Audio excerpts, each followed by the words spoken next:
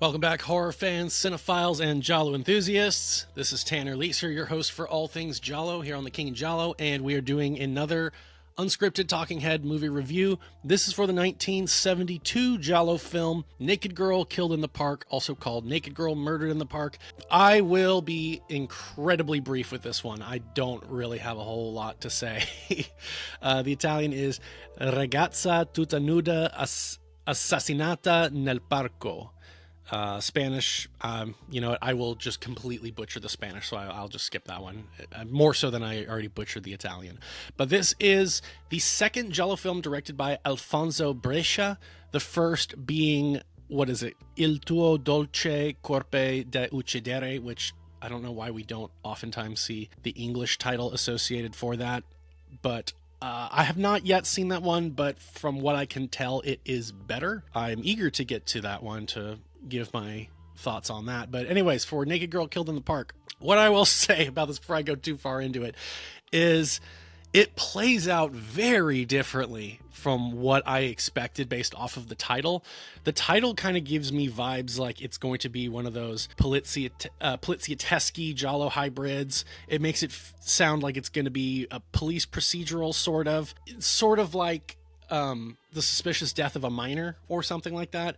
It opens with being in World War II during one of the bombings of Berlin, and you watch, it's all like in black and white, and you see a Nazi setting a time bomb as there is a little boy and the mother sitting in the corner of the room watching him do this, as another woman watches on with this prominent ring. And they set the bomb and they leave, and the mom tries to undo her bonds, but she can't, so she kind of ushers herself and the little boy behind a chair to survive. And then it shows the explosion, and the explosion is, and this has got to be stock footage, it's so devastating that you're like, they're dead. And you know that what's probably going to happen is that the little boy is going to have survived, and that they're probably going to be the mastermind of all these murders, which are undoubtedly going to be orchestrated against that man, the guy who set the bomb, and his family. It's like, is that even a spoiler? It seems so obvious. But anyways, I bring that up because it's so funny to me that we could even suspend our disbelief for a moment to pretend that they didn't both get completely incinerated, or not incinerated, what's it called, where they're just blown to pieces in that explosion. But okay, but then we jump to modern day, well, modern for 1972, in Madrid, and we get probably the best sequence of filmmaking in the movie, and that is this first-person POV going through a tunnel of horrors as all these scary things are jumping at you. And then when we exit out into the daylight and you see the person who went through the ride, who's an older man in a suit, he's dead, died of a heart attack, it looks like. In short, the narrative is the insurance company is very suspicious because he had just put in a new life insurance policy for $1 million the same day that he died. And so they send their best man to get to the bottom of this because it obviously seems like foul play. And they send their guy, Chris, who is played by Robert Hoffmann, which I'll point out also, the cast is very Giallo veteran star-studded. So kudos there. Unfortunately, it's just not that, in my opinion, it's just not that great. But Robert Hoffmann was in A Black Veil for Lisa. I'm not going to go through every single thing. He was also in Death Carries a Cane and Spasmo. But he goes in and he's investigating, trying to get to the bottom of everything. And you meet all the family. And this is where it pivots from what I was expecting. It's mostly set in the villa, in the estate. And there's times where they leave, but it's like 80% set there, maybe more.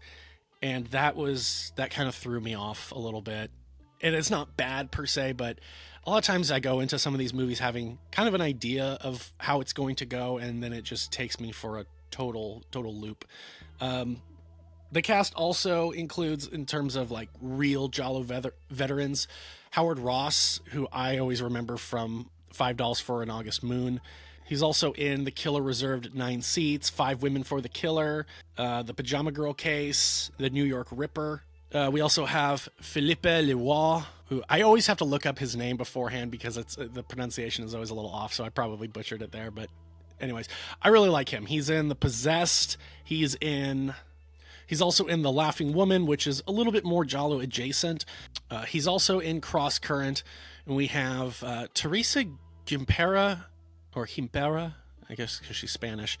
I know she's in something, but I couldn't really find it. But and then we also have Franco Rassel, who is he has a cameo in The Girl Who Knew Too Much, but he's also in Blood and Black Lace, Whatever Happened to Baby Toto. He was also in the spaghetti western that was directed by Luigi Bazzani, starring Franco Nero, Man, Pride, and Vengeance, which I talked about on the channel. And he's also in terms of other spaghetti westerns, he's in The Mercenary.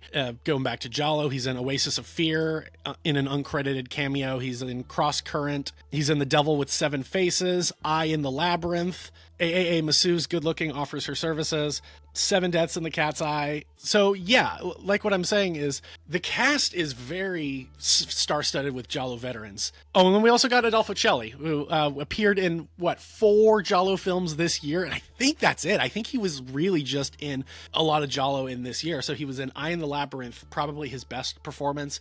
He was in Who Killed the Prosecutor and Why, and he was in Who Saw Her Die, which Who Saw Her Die might have actually been his better performance. He's not in it as frequently, but he's pretty damn good in that. But anyways, yeah, so this one, it is a little harder to stay focused for this.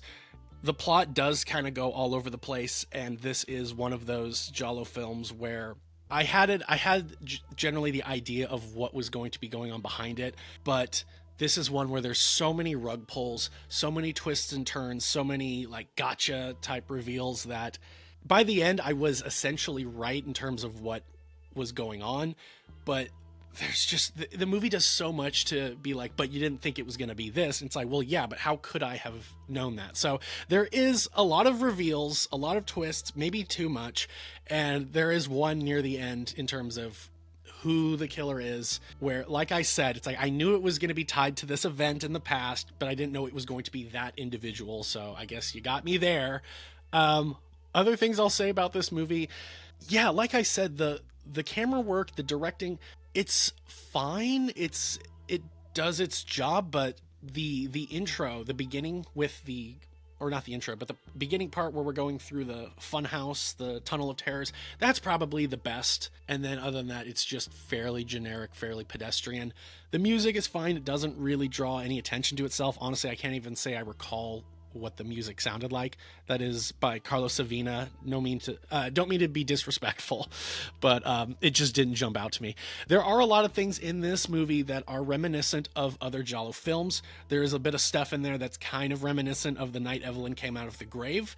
There is some stuff by the end which is reminiscent of The Suspicious Death of a Minor, which I thought was funny because that was the movie, like I said, I was thinking this movie would be like, and it totally wasn't. Until you get to this bit with a roller coaster. So there's that. There was some unique stuff in this movie, and there was a part where a character falls to their death by like leaning back against a railing and falling down, and that was set up, which I like. And in terms of having a fake body fall down, it actually looked pretty good. So kudos there. Yeah, no, the movie, it's not bad. It is not terrible. It was a little harder to get into. But it's definitely one that you need to really, really be following along with, paying attention. There's a lot going on there. One of the women is very crazy, and she's talking to the portrait of her husband, who's the man that died in the beginning. And those scenes kind of were reminding me of Twin Peaks and how the dad is going crazy. But yeah, other than all that, what else did I want to say? There was a part where we get a girl who's dead. Oh, yeah, let me say this.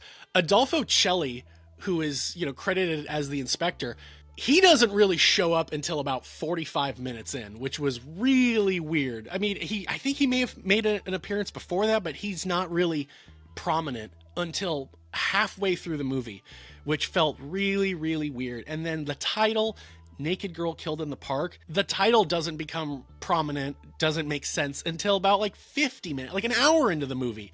And it's such a weird aspect because eventually more people start getting killed. But for the first half, it's just an investigation in terms of who killed the patriarch of the family, who killed this rich man who left this insurance policy.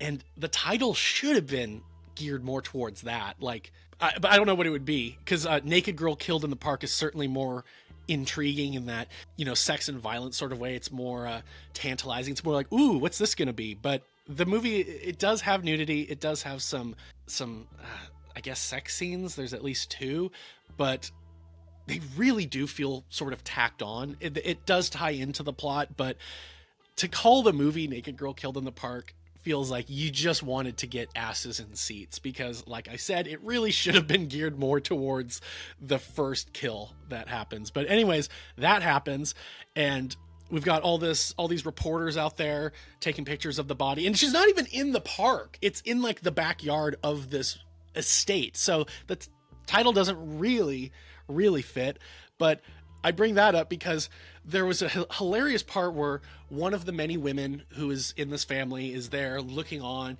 shocked at this woman lying there dead, and she's walking forward, and the reporters all go up and they start taking pictures of her. And this is so funny because it's just like, one more, miss, please. Thank you. One more, please. Thank you. Oh, please, hold still. Just one more. And that went on for like 30 seconds, and that was hilarious because they were just saying the same thing. Like, one more, please. Click. One more. Yeah. I don't know how intentional that was meant to be hilarious, but it actually was pretty hilarious. Yeah, that's all I really have to say about this movie, is that it's fine. It really is one of those Giallo films that's more for the completionists.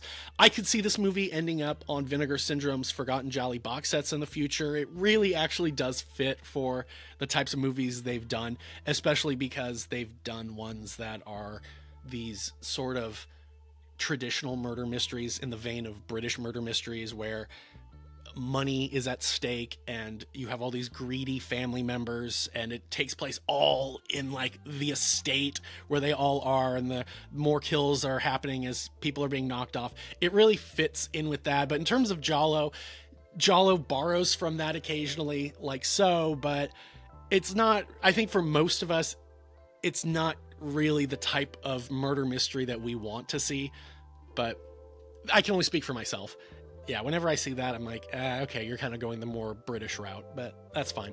Yeah, Naked Girl Killed in the Park. I will have uploaded it onto YouTube. It's probably going to get age restricted. I'm sorry about that. I have no control over that. It is what it is. Maybe the movie shouldn't have had nudity, but that's what happens. But yeah, check it out if you can.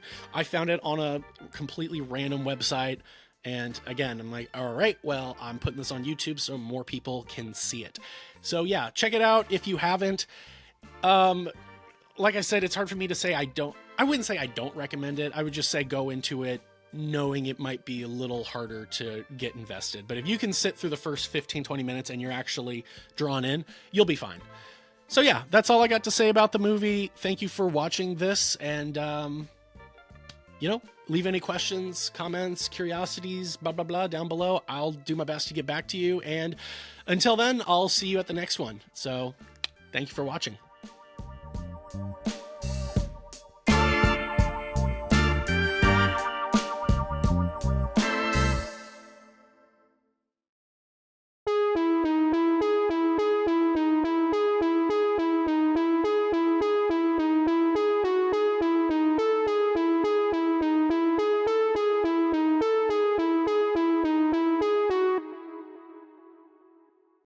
One more, please. Have one more, please. Thank you. One more. Thank you. That's it. I'm sorry. One more, please. Go on, Toby. Just one more, please. Thank you. Lovely. Thank you.